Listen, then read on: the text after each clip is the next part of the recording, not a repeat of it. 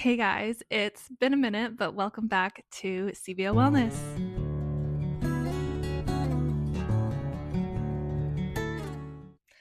I took a break from making YouTube videos for a while just because my job and career were taking a lot out of me and I needed to focus my energy on those avenues of my life. But now I have a little bit more free time and I wanted to come back to this channel and continue to talk about wellness in different avenues. So, obviously, we've talked about health and food on this channel before. We've talked about sexual wellness. We've talked about yoga and meditation and anxiety. But today's video is going to be focused on financial wellness, specifically how I track my spending on a monthly basis. I think financial wellness and tracking your money and making sure that you are able to support yourself is one of the main pillars of feeling confident and happy and healthy and stable in your life.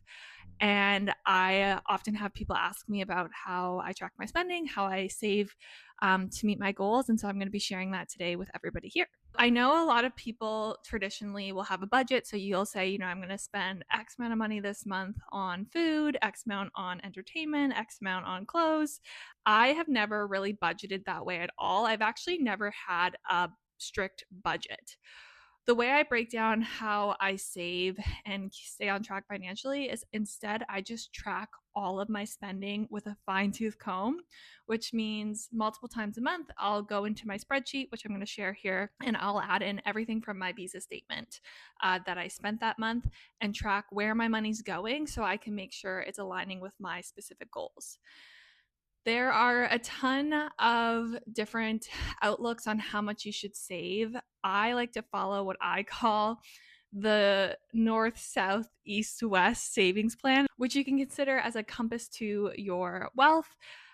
It's a guiding light, it's not necessarily super rigid, but it's helped me stay on track and be able to save just under $330,000 over the past 6 to 7 years. So, the way I break down my spending is I take a look at my net income and then I allocate that to specific areas depending on my goals. So, a big goal for me is my investments. It's how I have made my money work for me and made money over time and allowed me to grow my savings much faster than just saving on my own. And if you're interested, I can always record a video too on how I do my investing. Next up, I have my emergency fund. So, my emergency fund is used for any emergencies that come up. They say you should have around 3 to 6 months worth of money set aside for emergencies. Once you get that amount, it's up to you how you want to continue saving for emergencies, if you want to continue to build that. For me personally, I have a specific number that I know would cover me for up to a year. I work in the tech industry, which has always been a little bit of up and down. So it's important for me to have a good cushion of savings. But if you, for example, work in an industry where, maybe you're part of a union or you're going to have consistent work, you can have a little bit lower or less savings. Then we break it out into our needs and our wants. So for needs and wants, this isn't a strict budget. It's not to say you have to spend this amount of money every month on your needs or this amount of money every single month on your wants. It's more of a guideline. So if you happen to have really affordable rent where you live and so your needs are actually a lot less, that's great. Maybe you want to put more of that money into your investing if that's a goal of yours, or you have a big trip coming up and so you're going to start saving for that in your wants. I wouldn't say there's like a rigid thing because every month is different, every year is different. We have different goals, but the first two main things that are non-negotiables for me personally that's allowed me to build and grow my wealth is my investments in my emergency fund being my non-negotiables in my savings plan. So every single month, no matter what, I make sure I always save for my investments first and then my emergency. The needs and wants columns are meant to help guide you when it comes to making decisions about your money and where you spend your money, because how you spend your money is super important for how you are going to save and how your life is going to look. If you say had your needs budget at $3,000 a month and you wanted to rent an apartment that was $2,500, you're only leaving about $500 left for things like groceries or medical expenses or your phone bill or your electricity or Wi-Fi bill. So you can use that to make an educated decision of like, okay, maybe I can't afford $2,500 a month. Maybe something closer to $2,000 makes more sense for me. If your needs are also those super low and you want to put some of that towards your wants, that's also fine.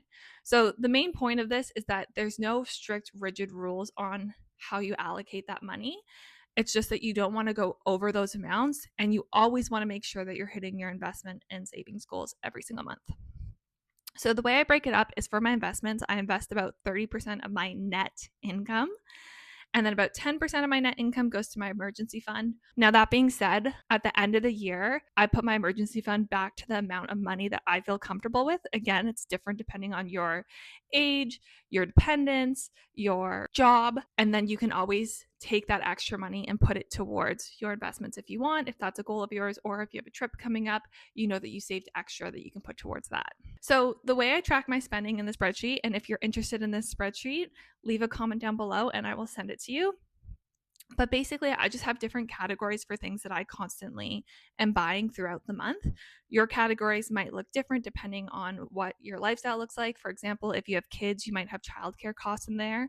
Or if you are someone who does a lot of like sporting activities, you might have that in there. So you can always change and edit your categories. These are just what I have. And then what I do is every, week or so, I'll come in here and I will look at every single thing that I spent and add it into the different category. And what this allows me to do is it allows me to see, okay, this is how much money I've made.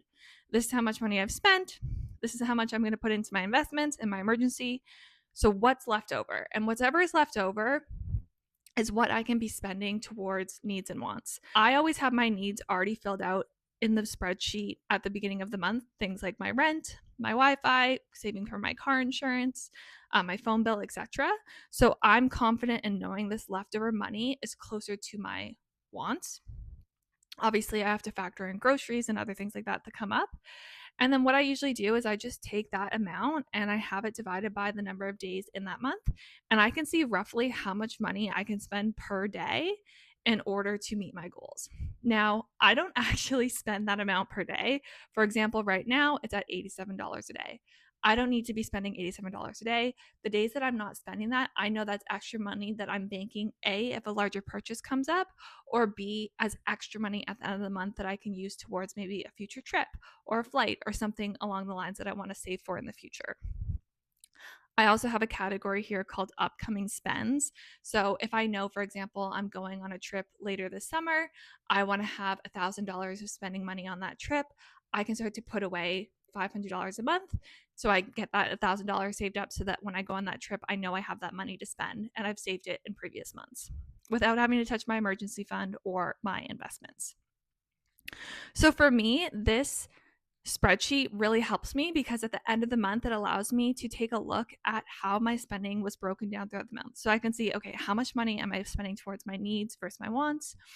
How much within my needs and wants are going those different categories. So say around Christmas time, I have a big month of gifts. I can see like, okay, that makes sense. I was buying a lot of gifts for family members and maybe, later on throughout the year, that number is going to go down. Or I might have a big beauty and care month if I go stock up on a bunch of things at like a Sephora sale, but I know the next couple months I'm not going to be buying that. So what this really does is just helps you see where your money's going and make sure that your money is going to where your values are. You want to be spending your money on things that you personally care about and that are of value to you. So for example, if you notice one month you spent $1,000 on clothes, but one of your values is actually spending time with family and you would have rather used that money towards, dinners out with them or going on a trip with them, it just helps you track where your money's going so you can make decisions that align with your values. So that's how I track my money. I've never set a specific budget because, to be honest, I think life is unpredictable. Things come up. One month is not going to be the same as the next month. And so trying to stick into these specific rules of you can only spend X amount on X category has never worked for me. But understanding like my non-negotiables, such as my investments and emergencies, are always coming out. And then thinking about, okay, my basic needs cost X amount of dollars.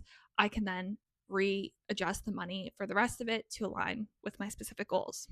And like I said, this has worked out really well for me. Also, as I have started to make more money in my career, I've always increased those amounts. So trying to save 30% of my income towards my investments, 10% to my emergency fund. Those numbers go up, obviously, as you make more money. That being said, I'm not just saving this money, I am investing it to allow my money to grow for me and work for me. So if you're interested in learning about how I do my investments, more than happy to share that as well in a future video. But I hope you guys found this helpful. If you are interested in having this spreadsheet, leave a comment down below and I will send it to you. I'm also super curious to hear about how you guys, track your money, if you track your money at all, and what are some of your saving goals that you're working towards. One quick caveat that I want to note is that obviously I didn't include any debts in here. If you are in debt, if you're paying off maybe a student loan or a car loan, etc., obviously you want to pay off those debts before you get into trying to invest your money, because oftentimes our debts have interest on them and you're paying a lot more in interest than your money would be making in your investments. So that's something to keep in mind. I would work to pay off my debt similarly to the way I set up my investments here. I would just say amount to pay off debt, this amount every single month. Do that. Once it's gone, then start building up my wealth.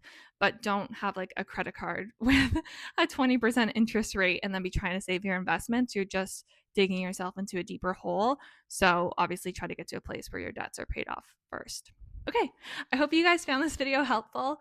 Please give this video a big thumbs up and subscribe if you want to see more content like this. I'm really excited. Hopefully I can share a little bit more about my investments in the future. I can also share about how I invest, what tools I use, and continue to have these financial conversations to help improve our financial wellness on this channel.